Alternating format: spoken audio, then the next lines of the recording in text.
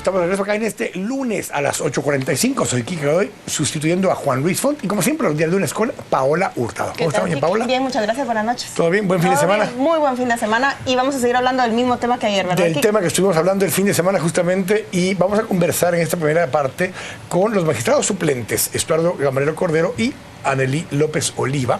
Vamos a conversar un poco acerca justamente de este tema que fue noticia toda la semana pasada y el fin de semana, el tema de estos gastos de representación que se habían adjudicado los magistrados del Tribunal Supremo Electoral. Y voy a empezar con Anelí para que conversemos un poco de cómo se da originalmente esta situación de recetarse, de autodesignarse estos gastos de representación.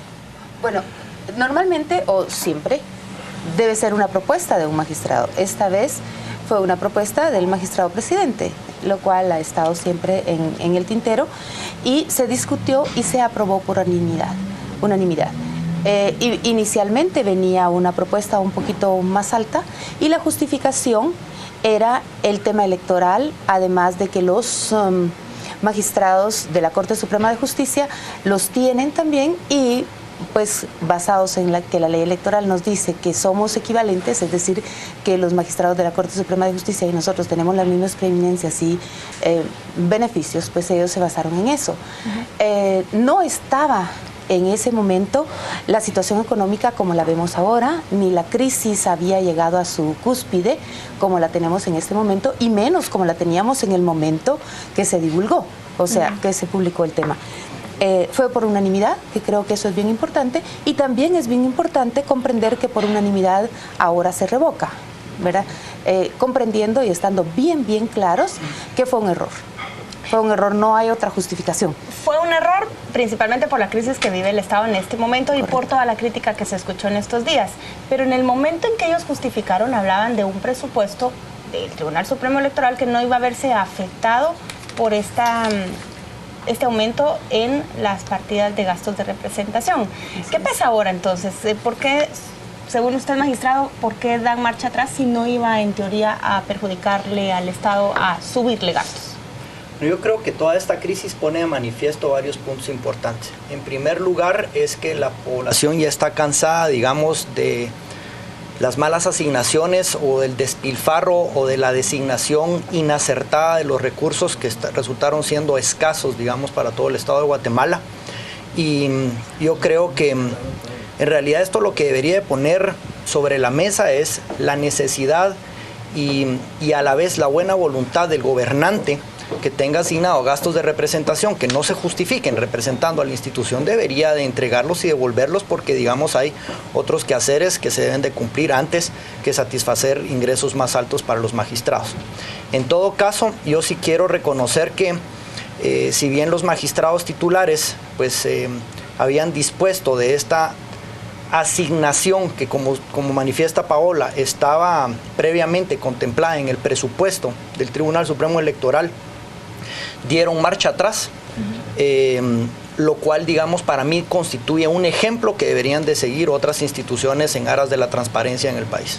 La semana pasada, conversando con Mario Guerra Roldán, él nos decía que en su momento, en el año 86, si no estoy mal, fue la fecha que él puso, justamente lo que se hizo fue eliminar esos gastos de representación de aquel momento, unificarlos al salario para que fuera un único monto, y por eso se había hecho en aquella ocasión. Sin embargo, ahora, casi 20 años después, 18 años después, se regresa a tratar de incorporarlos. ¿Cuál era la diferencia de otorgarse nuevamente gastos de representación o simplemente subir el salario? Mira, yo, digamos, y creo que tú tal vez te recordás mejor de la historia, pero hace más o menos 20 años es cuando se da todo el problema de los famosos gastos confidenciales que tenían, digamos, ciertos funcionarios, la presidencia y otros funcionarios del Estado.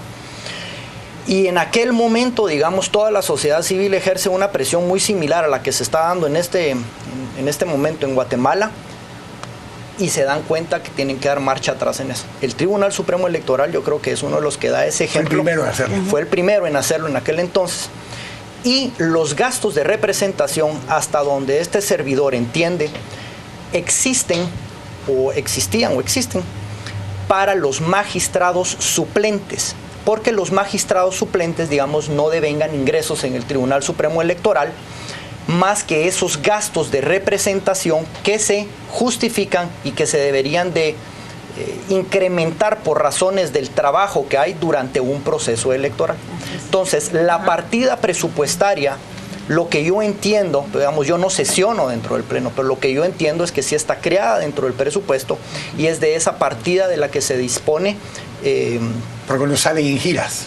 Para cuando salen, digamos, es que un gasto de representación tiene todo el sentido de ser cuando efectivamente la persona... gastos por representar. Exactamente, si nadie pretende que ponga el dinero de su bolsillo para hacer... Pero miren, yo tengo una duda y que seguramente la tiene la gente en la casa. ¿Cuánto gana un magistrado titular y cuánto era lo que iban a ganar con este aumento de gastos de representación? Sí, según lo que publicó la prensa, porque nos vamos a basar en eso, ellos ganan 57 y se les iban a sumar 13 a los magistrados y el presidente iba a sumar 15 y él ganaba 60. 60, o sea, iba a subir a 75. Así es. ¿Cuánto ganan los suplentes? Nosotros no ganamos. Nosotros tenemos un rubro de gastos de representación de 4,000 quetzales mensuales y no nos lo iban a tocar, o sea, no se iba a subir, no se iba a modificar para nada en este periodo. No obstante, la costumbre que se ha manifestado en el tribunal es que en periodo electoral sí se les paga porque se le asignan tareas necesarias, es decir, se le asignan a algunos municipios, a algunos departamentos que tiene que coordinar y en ese orden de ideas pues se justifican los gastos de representación y tampoco son reembolsables ni tampoco son justificables, es decir, un rubro... Tienen que presentar documentos que justifiquen los gastos. No tengo. Pero yo voy a hacer una pregunta, le voy a quitar la palabra a Kiki. Ayer discutíamos cuánto es poco y cuánto es mucho. Exacto. Ustedes que están adentro, ¿57 es suficiente o debería desde fuera equipararse con magistrados de la Corte Suprema de Justicia? Yo quisiera opinar sobre... Yo creo que, digamos, la pregunta no es tanto si es mucho o es poco, porque eso siempre va a ser muy relativo. La pregunta es si es correcto o no es correcto. Y yo pienso que, como Enrique, usted manifestaba al principio, cuando uno llega a esos puestos, llega, digamos, con una, por lo menos este servidor, y creo que Anaeli también, y me consta de varios magistrados titulares también, con una visión noble de llegar a servir. Si uno no tiene eso en mente, uno está equivocado en el lugar, uno está en el lugar equivocado, porque de lo contrario sucede lo que se está dando en el resto de instituciones del Estado, que cada persona llega con el ánimo de desangrar a la institución y de hacer negocios y de hacer una serie de cuestiones que solo entorpecen el rol de todo el Estado. Anaeli, cuando escuchamos todo esto, y era la parte que más duro criticaba parte de la población, es que han tenido una labor muy buena ante los ojos de muchos las últimas acciones que habían estado tomando, desde la primera suspensión que hubo, las advertencias, la cancelación de la Secretaría General del Partido Patriota, o sea, una serie de acciones que mostraban que estaban demostrando autoridad. Pero de pronto viene esto y pone como una nube encima de un día que aparentaba ser muy soleado por parte del Tribunal Supremo Electoral. ¿Qué le podemos decir a ese televidente que está allí y que veía con ilusión o con esperanza un Tribunal Supremo Electoral diferente? Uno, que no hemos cambiado la tónica, es decir, la idea de mantener un Tribunal Supremo fuerte, un Tribunal Supremo rígido, un Tribunal Supremo con ánimo de cambiar las cosas, persiste. Que se nos disculpe, porque fue un error imperdonable, si así se quiere, pero una forma de pedirle perdón a la población o pedirle disculpas a la población es revocar el acuerdo y básicamente demostrar que realmente la idea inicial no era de ninguna manera extorsionar o sacar más del Estado, sino al contrario, equiparar una idea que fue errónea desde el principio y que tuvo eco, no entendemos por qué, pero inmediatamente se recapacitó desde el mismo día. Yo creo que los mismos magistrados empezaron a decir el mismo día que se publicó que eso no era correcto. Entonces lo que se le pide a la población es que tome el acuerdo de revocatoria como una disculpa real y de corazón, si no se hubiera hecho. Yo también quisiera agregar algo, para mí es vital y digamos, perdón por el chapinismo, pero no hay que confundir lo gordo con lo inflamado, dice el refrán en Guatemala. Y aquí en realidad nosotros tenemos de cara a un proceso electoral que se mira más difícil y más cuesta arriba de todos los que ha tenido en la historia Guatemala. Hoy por hoy ya existen en diversos medios, por ejemplo, una campaña de una asociación Disque Jóvenes que aparentemente, por lo que hemos escuchado, no es la que está legítimamente inscrita con ese nombre. Por Guatemala, que le han usurpado su y hasta nombre. donde algo así es lo que digamos nosotros. Por supuesto, nosotros no podemos caer en ese juego de marcas o en ese problema de marcas, pero sí, digamos, en el desprestigio que lleva aparejada esa promoción de que el Tribunal Supremo Electoral tiene que actuar ecuánimemente para todos los partidos. Por supuesto que tiene que actuar ecuánimemente, pero no lo ha dejado de hacer hasta el día de hoy.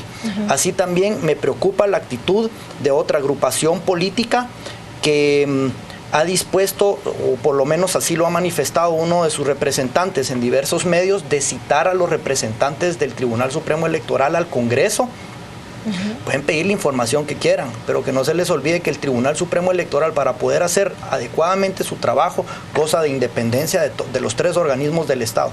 Y no podemos también caer en ese juego que al final del día debilite la postura del tribunal en un proceso electoral en donde se tiene que ser totalmente ecuánime. Tengo curiosidad si esta decisión que fue revocada creó inconformidad a lo interno del tribunal, si los empleados estaban molestos, si hubo también presión para que los magistrados finalmente decidieran que no cobrara vigencia. Bueno, de parte de los magistrados no hubo, es decir, hoy no hubo duda sobre si lo vamos a revocar o no lo vamos a revocar. Lo vamos a revocar, y tanto que fue unánime.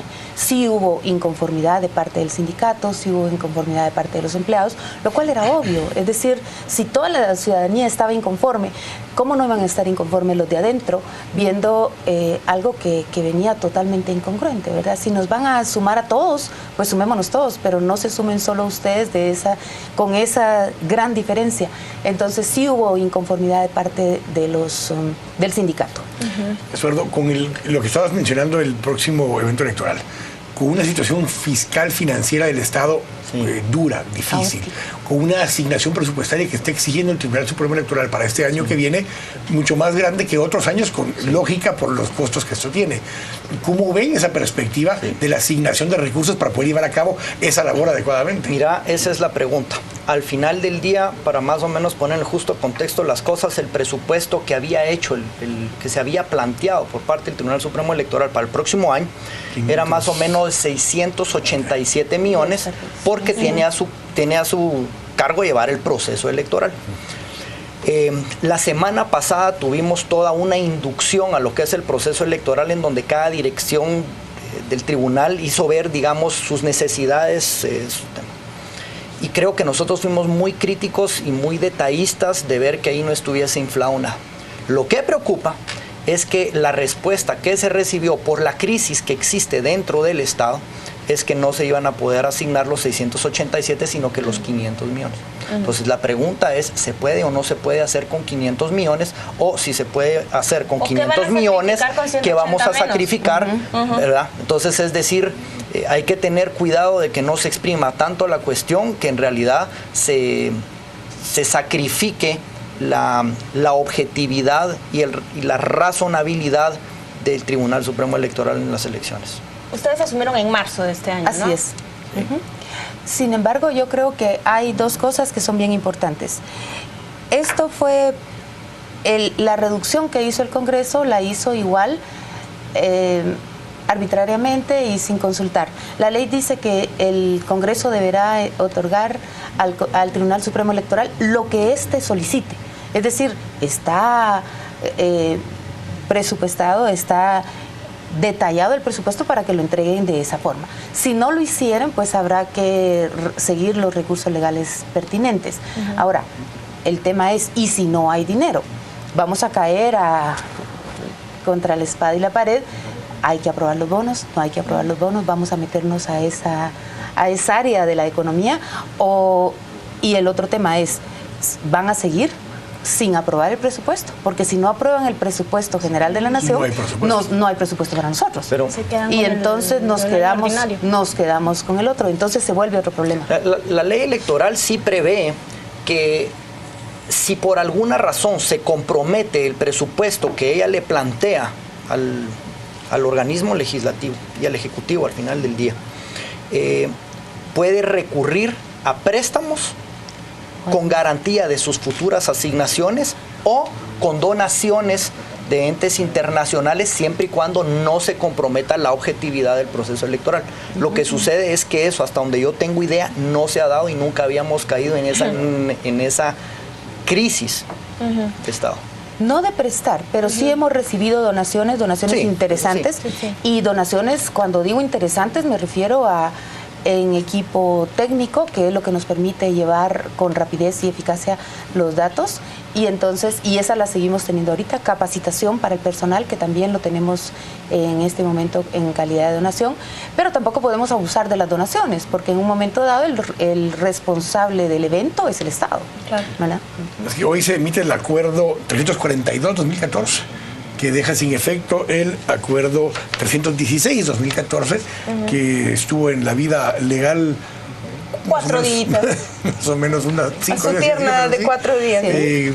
Muere el día de hoy, nació por unanimidad, muere por unanimidad. Pero el 316 era del 6 de octubre, De ¿o no? octubre, sí es un mes. Sí, es Ah, un sí, mes. un mes con 4 Un días. mes con 4 días. Lo que pasa es Es que un nos mes. enteramos. Y incluso yo creo que vale la pena también. Porque hizo público hasta Yo sí lo varias quiero semanas decir. después. Yo no he tenido el gusto de poder platicar el día de hoy con todos los magistrados titulares. Nosotros tampoco, la prensa. Pero, y quiere que le diga algo, yo creo, y yo no sé si hacen bien o hacen mal. Creo que el punto es, tienen que ser sumamente objetivos y fríos de no emitir opinión sobre cualquier cosa en la que el día de mañana cualquier organización política pueda decir, usted tenía una opinión sobre respecto. Yo creo que, digamos, eso hay que entender, digamos, esa postura. En todo caso, lo que yo les quiero contar es que sí pude platicar con 2 de ellos, con 3, y me hicieron ver que, digamos, tenían toda la intención de devolver de reintegrar, si no es que ya lo habían reintegrado el dinero. Es Es decir, interesante, porque sí, se no hay... cobró el primer mes. Sí, es que, digamos, no hay interés en enriquecerse ni eso. Entonces, para mí eso,